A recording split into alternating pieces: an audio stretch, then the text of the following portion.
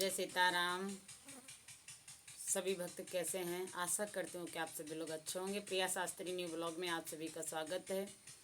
एक बहुत सुंदर प्रसंग आप लोगों को बताना चाह रही हूँ कि ब्रज के एक रसिक एक महात्मा हुए, जो पहले से महात्मा नहीं थे, पहले तो राजा थे, जिनका नाम था महाराज ब्रजनिधि। भगवान श्री कृष्ण की प्राणेश्वरी श्री राधा किशोरी जी के चरणों में इनका बड़ा अनुराग था, बहुत प्रेम था इनका।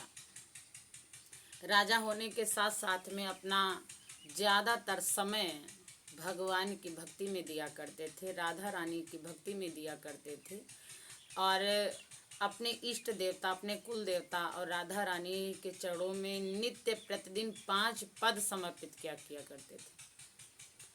और इतना अनुराग था, इतना प्रेम था कि जब भी ब्रज में घूमने टहलने जाते तो फिर इनका लौटने का मन नहीं करता, इच्छा नहीं करती इनकी, लेकिन फिर भी अपने राज्य को भी देखते और अपने कार्यों को भी देखते, साथ ही साथ में राधा रानी के 5 पदों को रोज उनके चरणों में समर्पित करना इनका नित्य प्रतिदिन का काम था। इनका जन्म संवत 1821 ईस्वी में हुआ था। इनका पहले से जो प्रसिद्ध नाम है वो प्रताप सिंह नाम था, ठीक है। और वे अधिकांश राज्य के कार्यों के हेतु और अपने राधा रानी के पदों के हेतु इधर उधर विचरण भी किया करते थे।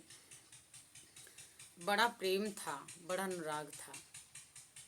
एक बात बता दो, जब भगवान के चरणों में प्रेम हो जाता है तो व्यक्ति को ये संसारिक कार्य अच्छे नहीं लगते हैं। भगवान की एक झलक के दर्शन हो जाएं, एक बार परमात्मा से नज़र मिल जाए, फिर संसार में किसी से नज़र मिलने की तमन्ना नहीं रहती है। भगवान के दर्शन हो जाए, फिर किसी को, इन चक्षुओं को किसी को देखने की अभिलाषा नहीं रहती है। मन में उमंग तो केवल परमात्मा की रहती है कि कब भगवान के दर्शन हो जाए। और कहा भी जाता है कि ठाकुर जी के चरणों में, राधा रानी के चरणों में जब 5 पद रोज प्रतिदिन समर्पित किया करते थे तो भगवान उन्हें एक बार दर्शन अवश्य दिया करते थे और वे प्रसन्न होकर के भगवान को रिझाते, भगवान का श्रृंगार करते।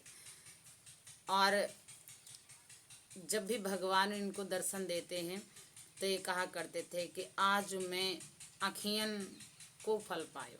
इनका एक बहुत सुंदर पद है कि आज मैं अखियन को फल पायो।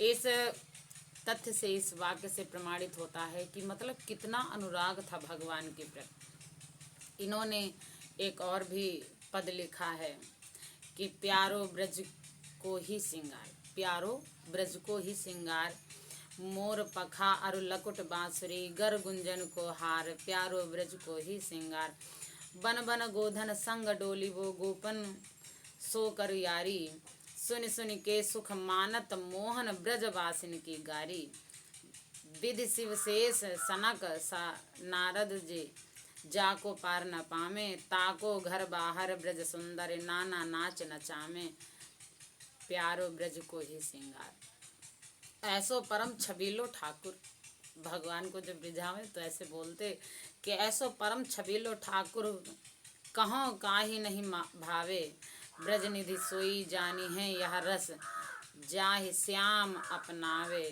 प्यारो ब्रज को ही सिंगार। बड़ा सुंदर सुंदर पद लिखा करते थे ब्रजनिधि महाराज जी। और अंत में भगवान के चरणों की प्राप्ति हुई और इन्होंने अपनी काव्य रचनाओं से कई लोगन को ओतप्रोत भी किया, कई लोगन को भक्ति का मार्ग भी दिखाया।